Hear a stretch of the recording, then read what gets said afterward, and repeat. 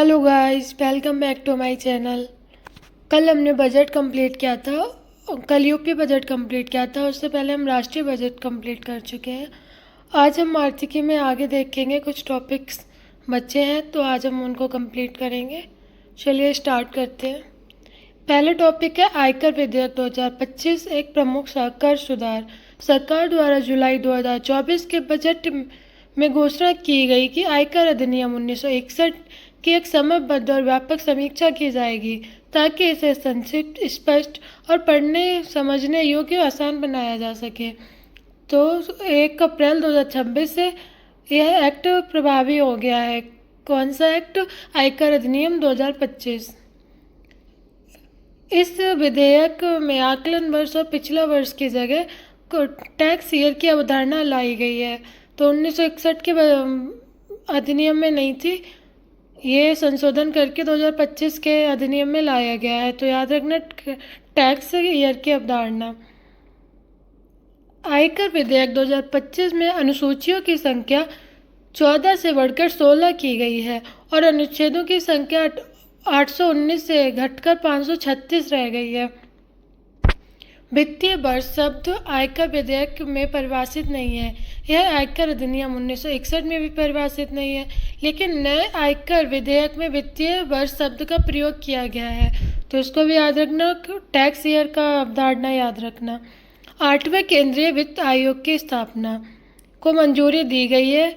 जैसा कि पता है हमें, सातवें वेतन आयोग का कार्यकाल 2026 में समाप्त हो रहा है। तो 8वें केंद्रीय वेतन आयोग की स्थापना की मंजूरी दी गई है। 7वें वेतन आयोग के अध्यक्ष कौन थे? तो अशोक कुमार माथुर थे। 7वां वेतन आयोग फरवरी 2014 में बना था और इसने अपनी रिपोर्ट नवंबर 2015 में दी थी।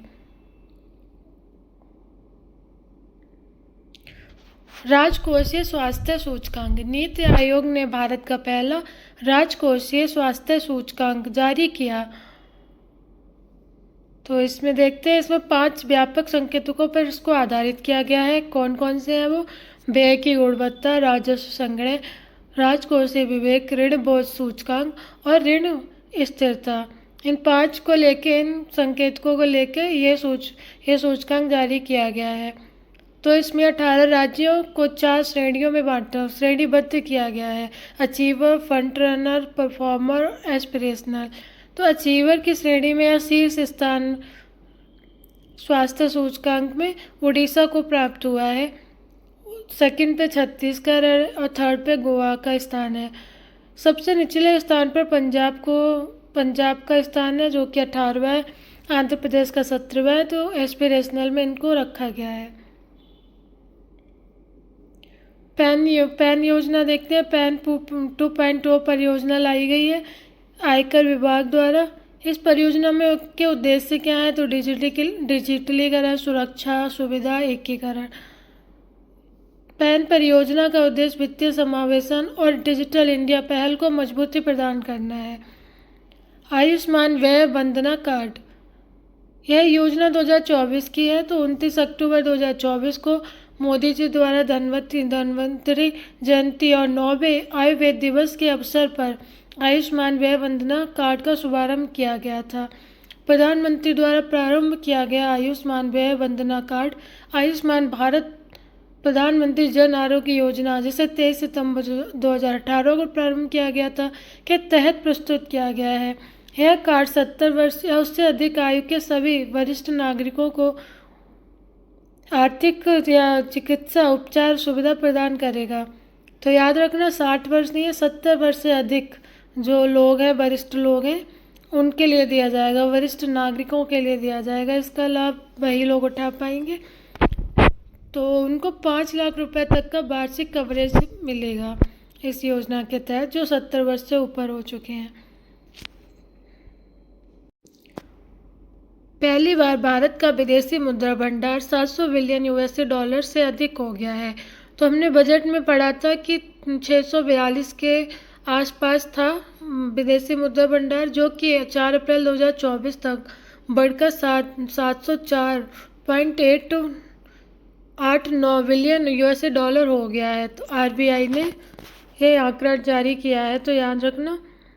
और उल्लेखनीय है, विदेशी मुद्रा भंडार के संदर्भ में 700 बिलियन यूएसए डॉलर से अधिक के आंकड़े पार करने वाला भारत विश्व का चौथा देश बन गया है। तो पहले पर चाइना है, दूसरे पर जापान है और तीसरे पर स्विट्जरलैंड है और चौथा स्थान भारत को दिया गया है।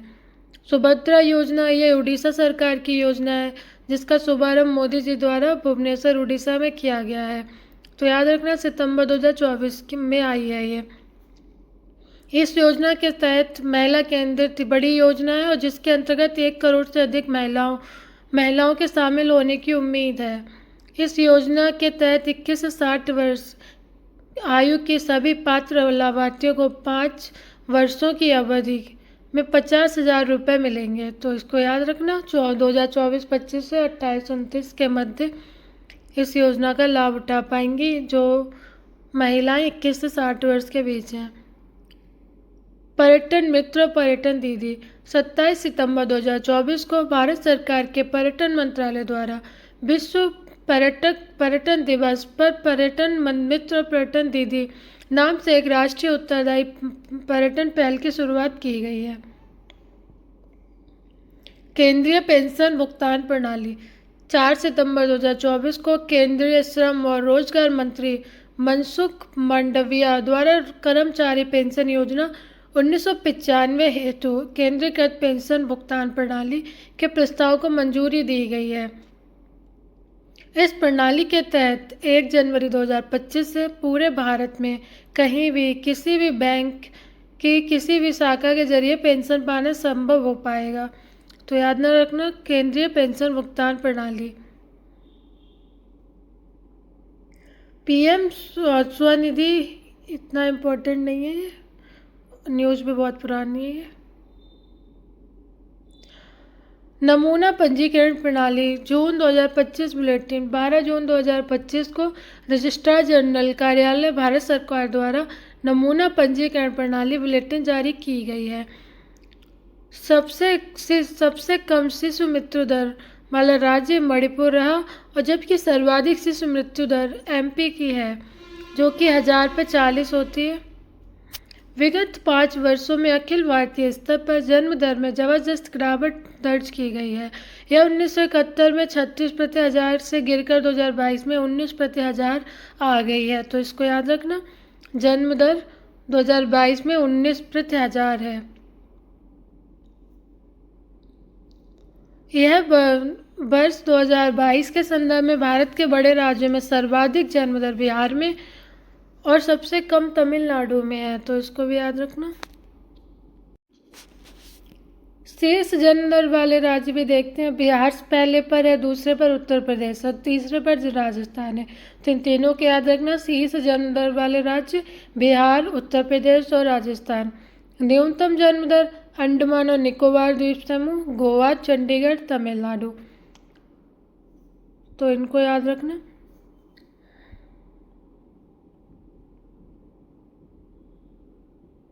दो 2022 में भारत के शहरी और ग्रामीण क्षेत्रों में मृत्यु दर भिन्न भिन्न है। जहां शहरी क्षेत्रों में 6 प्रति हज़ार है, वहीं ग्रामीण क्षेत्रों में 7.2 प्रति हज़ार है। सर्वेक्षण के अनुसार 2022 में सभी भारतीय राज्यों और केंद्र शासित प्रदेशों में शीर्ष मृत्यु दर वाले 5 राज्य, पहले पर छत्तीसगढ़ है, दूसरे पर पंजाब है, तीसरे पर गोवा है। तो पहला याद रखना छत्तीसगढ़ का है शीर्ष मृत्यु दर में। यहाँ पे हमने शीर्ष मृत्यु दर देखा था, ये शीर्ष मृत्यु दर है। तो न्यूनतम मृत्यु दर वाले राज्य 5 राज्य चंडीगढ़, दिल्ली और मणिपुर और सिक्किम संयुक्त रूप से तीसरे स्थान पर है। तो इसको याद रखना। शिशु मृत्यु दर, सर्वाधिक शिशु मृत्यु दर वाले 5 राज्य देखते हैं। मध्य प्रदेश पहला है, छत्तीसगढ़ और उत्तर प्रदेश संयुक्त रूप से दूसरे स्थान पर है। तो ये दूसरा स्थान याद रखना, उत्तर प्रदेश दूसरे स्थान पर है। सबसे कम मृत्यु दर वाले 5 राज्य मणिपुर, लद्दाख, सिक्किम और गोवा, ये तीनों एक संयुक्त रूप से दूसरे स्थान पर है। लद्दाख, सिक्किम और गोवा। पहले स्थान पर मणिपुर है, तीसरे स्थान पर पुडुचेरी है। मातृ मृत्यु दर 2014-16 के प्रति लाख जन्मों पर 130 में से 42 अंक घटकर 2022 में 88 हो गई है। तो मात्र मृत्यु दर 2022 में 88 हो गई है प्रति हजार पर। कुछ बड़े राज्यों में जहां सर्वाधिक मात्र मृत्यु दर है तो मध्य प्रदेश में है भाई, सबसे कम केरल में है। तो मध्य प्रदेश और केरल याद रखना। जून 2025 में जारी आंकड़ों के अनुसार नवजात मृत्यु दर 2014 में प्रति 1000 जन्मों पर 26 से घटकर 2022 में 1000 जन्मों पर 19 हो गई है। मौद्रिक नीति वक्तव्य। दूसरी द्विमासिक मौद्रिक नीति की घोषणा की गई है। बैठक में विस्तृत मूल्यांकन के बाद एमपीसी की चल निधि समायोजन सुविधा एलएएफ के तहत नीतिगत रेपो दर को तत्काल प्रभाव से 50 आधार अंक घटाकर 5.50% करने का निर्णय लिया गया है। बैंक रेट भी 5.75% पर समायोजित होगी। जून 2025 में एमपीसी में मौद्रिक नीति के रुख को उदार से बदलकर तटस्थ कर दिया गया है, जबकि अप्रैल 2025 में एमपीसी ने मौद्रिक नीति के रुख को तटस्थ से बदलकर उदार कर दिया था। एनएसओ द्वारा जारी अंतरिम अनुमानों के अनुसार 2024-25 में भारत की वास्तविक जीडीपी समृद्धि दर 6.5% रहने का अनुमान है। तो 6.5% है एनएसओ के अनुसार। 2025-26 के लिए एनएसओ ने वास्तविक जीडीपी समृद्धि दर 6.5% अनुमानित की है।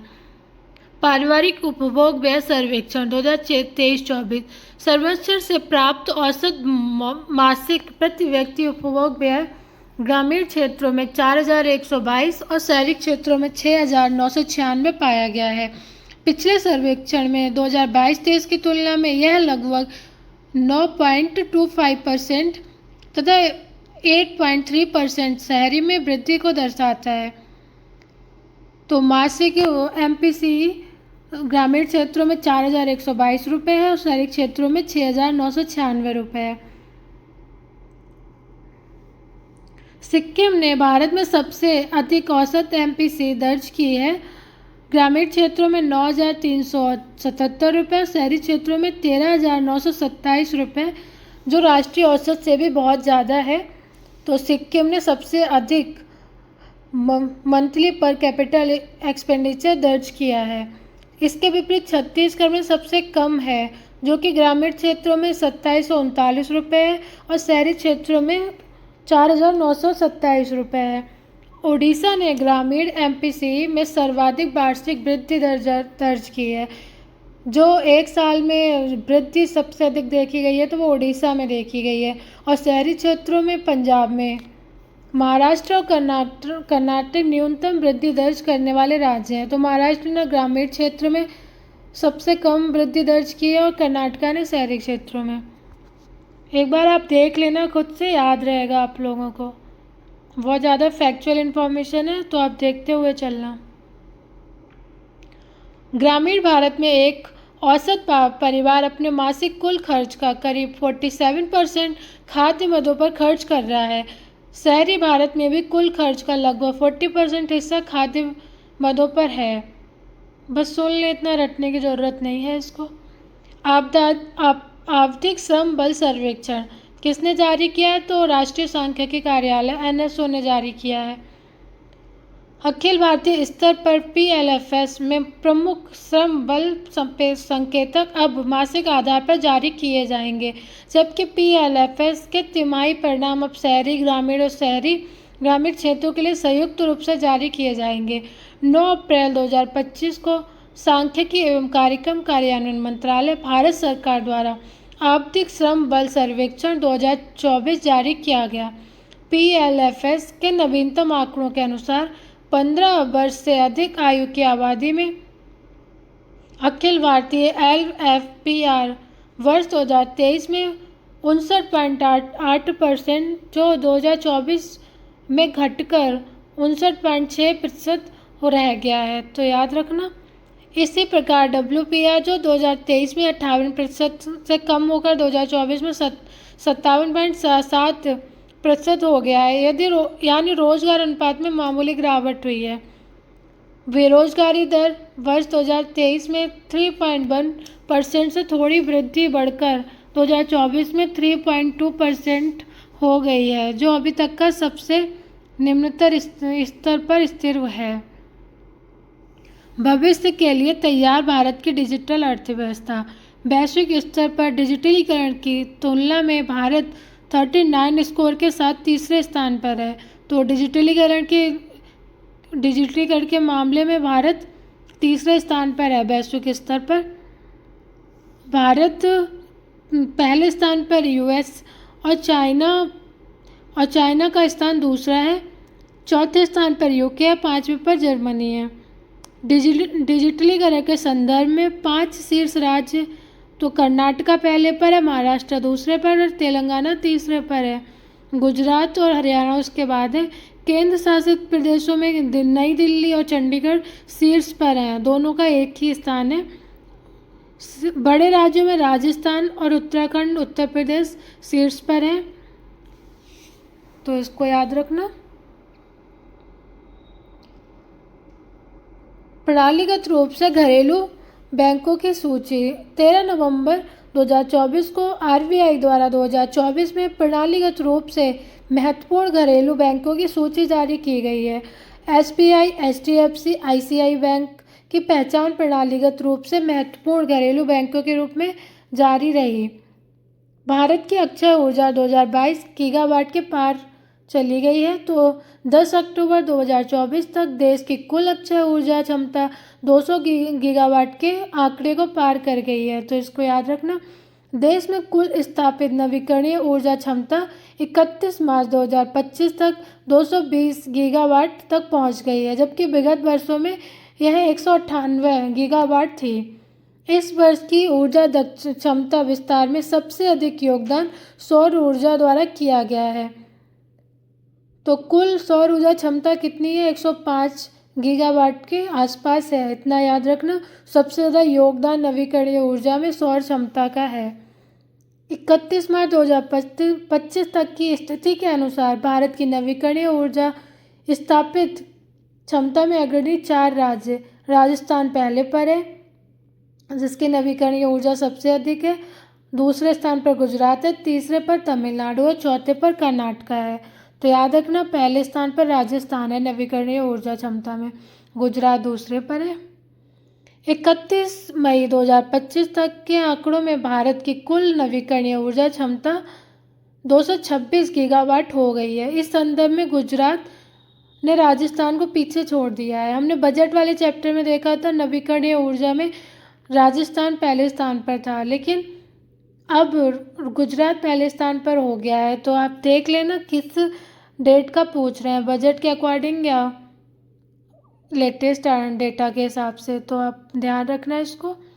अखिल भारतीय ग्रामीण वित्तीय समावेशन सर्वेक्षण 9 अक्टूबर 2024 को नाबार्ड द्वारा 2021-22 के लिए देश भर में कराए गए दूसरे अखिल भारतीय ग्रामीण वित्तीय समावेशन सर्वेक्षण के निष्कर्ष जारी किए गए।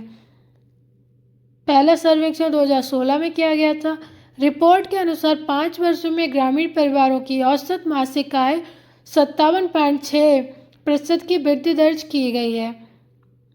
तो याद रखना, अब 2021-22 में ग्रामीण परिवारों की मासिक औसत वेतन कितना है, आय कितनी है, तो 12,698 रुपये है। मौद्रिक नीति समिति का पुनर्गठन किया गया है। तो आरबीआई के गवर्नर पदेन अध्यक्ष, उप गवर्नर पदेन सदस्य होंगे। केंद्रीय बोर्ड के एक सदस्य हैं, दिल्ली यूनिवर्सिटी के एक सदस्य हैं सौगत भट्टाचार्य, जो कि एक अर्थशास्त्री हैं, वो इसके सदस्य हैं। तो याद रखना आप लोग। भारतीय रिजर्व बैंक अधिनियम के प्रावधानों के अनुसार मौद्रिक नीति समिति में 6 सदस्य होते हैं। इनमें से 3 सदस्य भारतीय रिजर्व बैंक की तरफ से और 3 सदस्य केंद्र सरकार की तरफ से होते हैं। भारतीय स्टेट बैंक वर्ष 2024 के लिए भारत का सर्वश्रेष्ठ बैंक घोषित किया गया है। तो अक्टूबर 2024 में ग्लोबल फाइनेंस मैगजीन द्वारा SBI को वर्ष 2024 के लिए भारत के सर्वश्रेष्ठ बैंक के रूप में मान्यता प्रदान की गई है। डिजिटल इंडिया सामान्य सेवा केंद्र परियोजना ग्रामीण भारत में डिजिटल कार्यप्रणाली को बढ़ावा देने और यह सुनिश्चित करने हेतु एक डिजिटल सेवाओं का लाभ प्रत्येक नागरिक तक पहुंचे। इलेक्ट्रॉनिक एवं सूचना प्रौद्योगिकी मंत्रालय भारत सरकार द्वारा डिजिटल इंडिया सामान्य सेवा केंद्र परियोजना की शुरुआत की जा रही है। इस परियोजना की शुरुआत उत्तर प्रदेश के पीलीभीत और गोरखपुर जिले से की जाएगी, इसलिए ये इम्पोर्टेंट हो जाता है आरओ के लिए।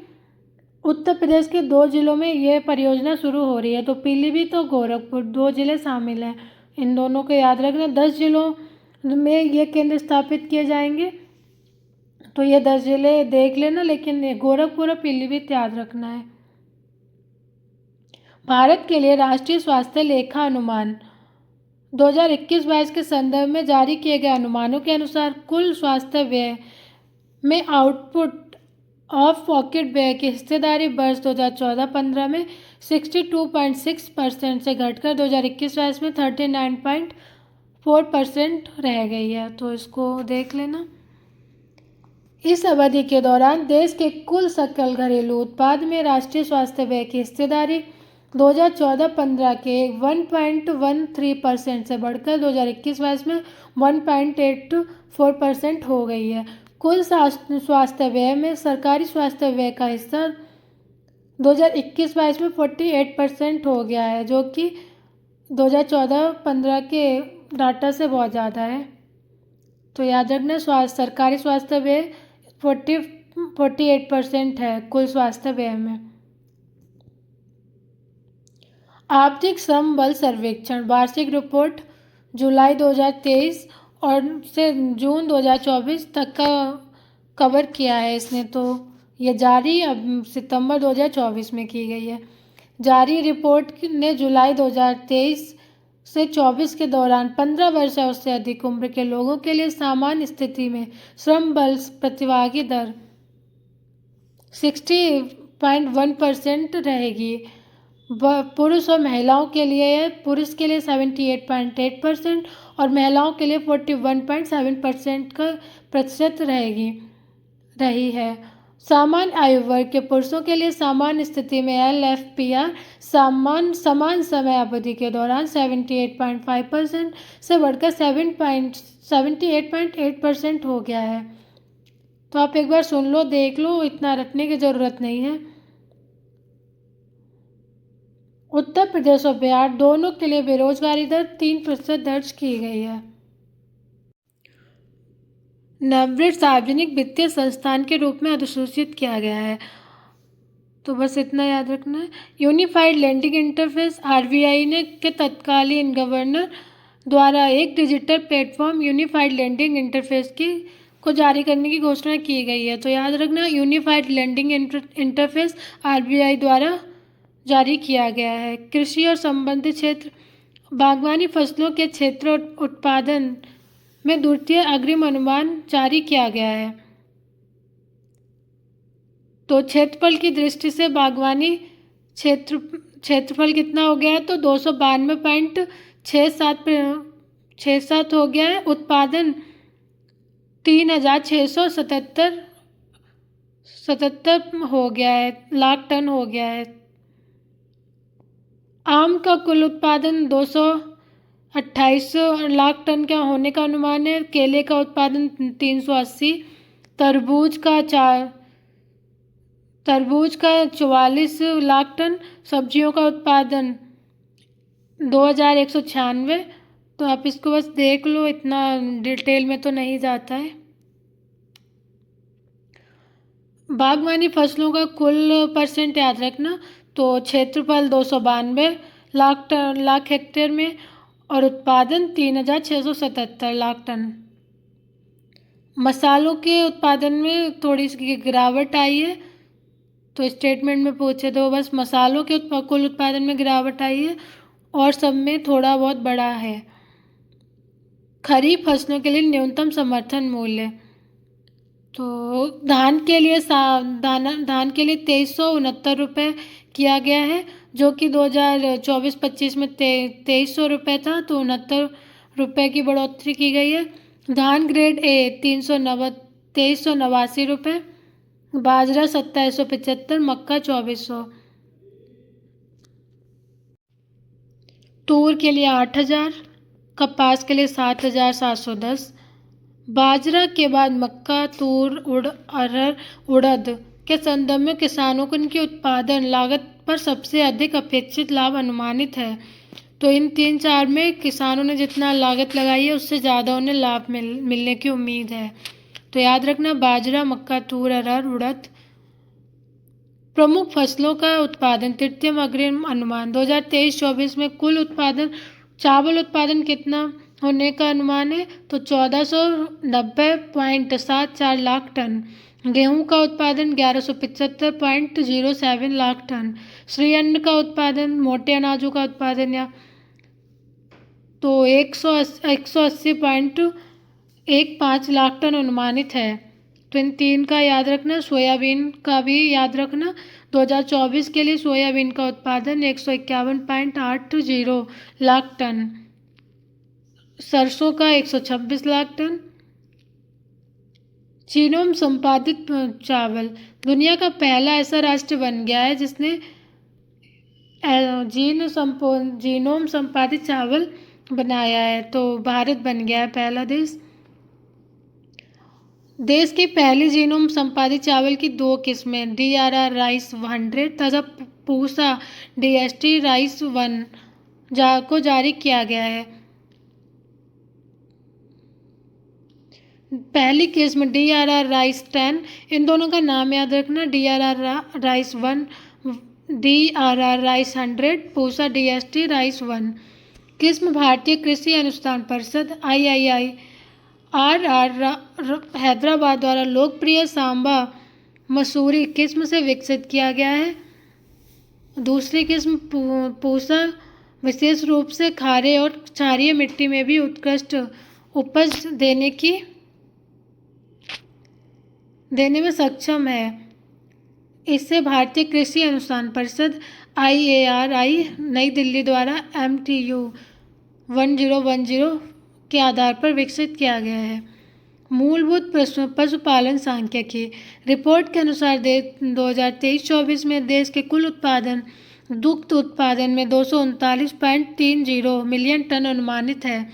तो दूध का उत्पादन याद रखना कितना अनुमानित है? 239.30। FAO के अनुसार कुल दुग्ध उत्पादन में भारत विश्व में पहले स्थान पर है।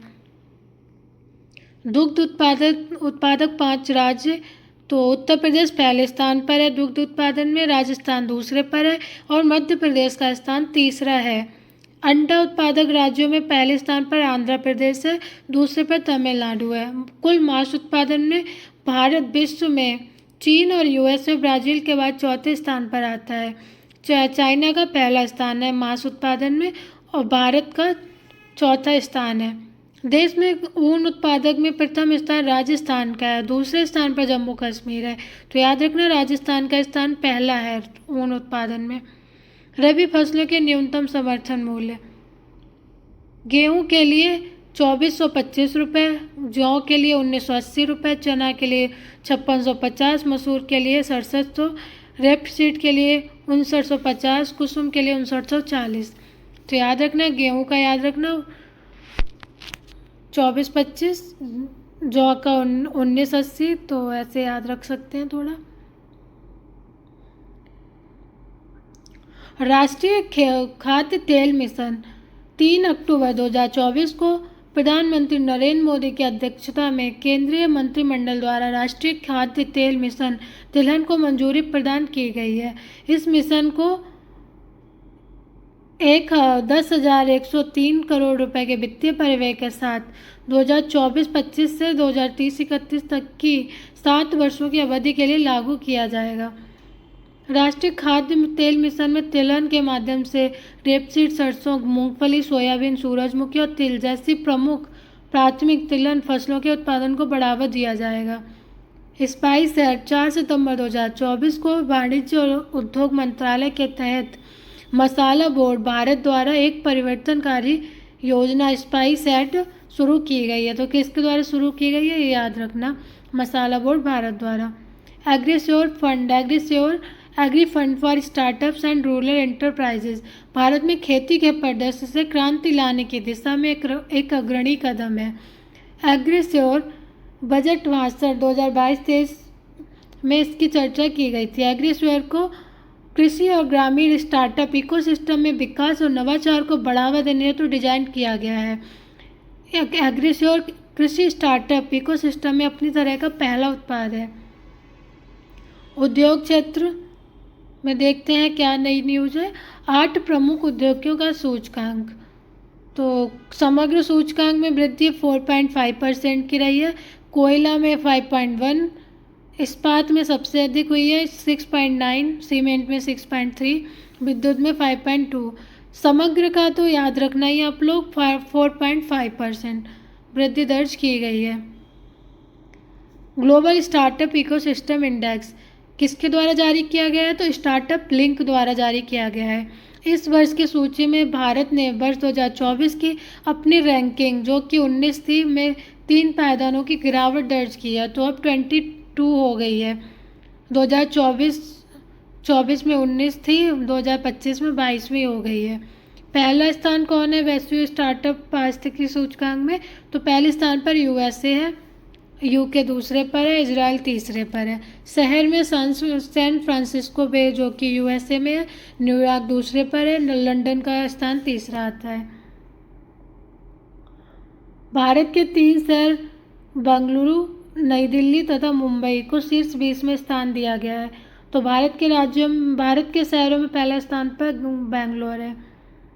ऑटोमोटिव उद्योग वैश्विक मूल्य श्रृंखलाओं में भारत की भागीदारी। रिपोर्ट के अनुसार अत्याधुनिक तकनीकों के एकीकरण के साथ प्रतिबंध सेमीकंडक्टर चिप की लागत $600 से दोगुना होकर 2023 में $1200 तक पहुंचने का अनुमान है। कोयला क्षेत्र में भारत की बड़ी छलांग। भारत 5वें सबसे बड़े कोयला भंडार और दूसरे सबसे बड़े उपभोक्ता के रूप में महत्वपूर्ण बना हुआ है। तो 1 बिलियन टन कोयला उत्पादन को पार कर दिया है भारत ने। तो याद रखना 1 बिलियन, और कोयला भंडार की दृष्टि से भारत 5वें स्थान पर है और उपभोक्ता दूसरा है। कोयला राष्ट्रीय ऊर्जा मिश्रण में 55% का योगदान देता है। कुल बिजली के उत्पादन में 74% से अधिक का योगदान अकेले कोयला का है। MSME हेतु वर्गीकरण मानदंड में संशोधन किए गए हैं। तो निवेश और कारोबार में सीमाओं को क्रमशः 2.5 गुना और 2 गुना बढ़ाने की घोषणा की गई है। ये हमने बजट वाले चैप्टर में कंप्लीट कर लिया है। ऊर्जा सांख्यिकी भारत 2025 जारी आंकड़ों के अनुसार देश की ऊर्जा का प्रमुख स्रोत कोयला है, उसके बाद कच्चा तेल है और उसके बाद प्राकृतिक गैस है। तो पहले पर कोयला, दूसरे पर कच्चा तेल, तीसरे स्थान पर प्राकृतिक गैस का स्थान आता है। ऊर्जा के प्रमुख स्रोत हैं ये तीनों। भारत दुनिया के सबसे बड़े प्रमाणित कोयला भंडारों में से एक है। 1 अप्रैल 2024 तक की स्थिति के अनुसार देश में कोयले का कुल उत्पादन अनुमानित भंडार 389.42 बिलियन टन है। देश में सर्वाधिक कोयला भंडार में शीर्ष स्थान पर उड़ीसा है, दूसरे पर झारखंड है, तीसरे पर छत्तीसगढ़ है। तो कोयला भंडार की दृष्टि से उड़ीसा, झारखंड और छत्तीसगढ़ शीर्ष राज्य हैं। देश में लिग्नाइट का सबसे सर्वाधिक भंडार तमिलनाडु में है। तो लिग्नाइट का तमिलनाडु में है। नवीकरणीय ऊर्जा की अनुमानित क्षमता के संदर्भ में राजस्थान की हिस्सेदारी 20% है। उसके बाद महाराष्ट्र की है और कर्नाटक और गुजरात और कर्नाटक दोनों की हिस्सेदारी 10% है। तो राजस्थान याद रखना, नवीकरणीय ऊर्जा में सबसे ज़्यादा योगदान राजस्थान करता है। IRCTC IRFC को नवरत्न का दर्जा दिया गया है। तो 25वां 26वां नवरत्न बन गया है। तो बस इतना याद रखना इसमें। मेडिकल डिवाइस इंडस्ट्री सशक्तिकरण योजना किससे संबंधित है? चिकित्सा उपकरण उद्योग को बढ़ावा देने से संबंधित है। तो बस इतनी सी बात याद रखनी है हमें। पारस्परिक ऋण गारंटी योजना 29 जनवरी 2025 को भारत सरकार द्वारा सूक्ष्म लघु और मध्यम उद्यम हेतु पारस्परिक ऋण गारंटी योजना को प्रारंभ करने की स्वीकृति प्रदान की गई है। हिंदुस्तान एरोनॉटिक्स लिमिटेड को महारत्न का दर्जा दिया गया है। तो 14वीं महारत्न कंपनी का दर्जा प्रदान किया गया है हिंदुस्तान एरोनॉटिक्स लिमिटेड को, HAL को। 2023 में ऑयल इंडिया लिमिटेड को 13वीं महारत्न कंपनी का दर्जा दिया गया था। तो मैच ऑफ द फॉलोइंग में पूछ सकता है, तो 14वीं और 13वीं दोनों याद रखनी है। HAL 14वीं है, OIL 13वीं है। ये आप देख सकते हैं जो 14 कंपनियां हैं।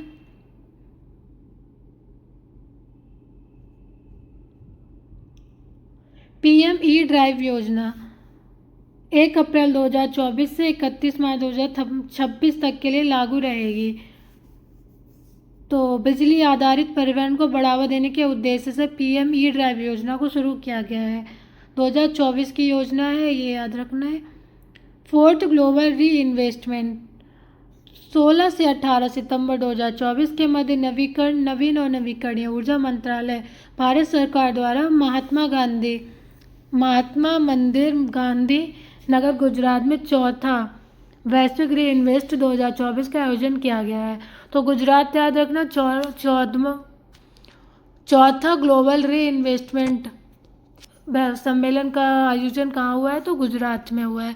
थीम क्या थी, तो निवेश, नवाचार और प्रेरणा थी।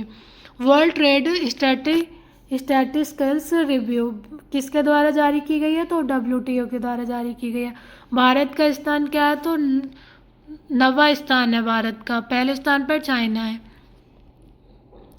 भारत आपूर्ति श्रृंखला परिषद का उपाध्यक्ष नियुक्त किया गया है, तो इसको याद रखना है। बस जुलाई की न्यूज़ है, तो वह इतना याद रख सकते हैं। भारत आपूर्ति श्रृंखला परिषद का उपाध्यक्ष चुना गया है।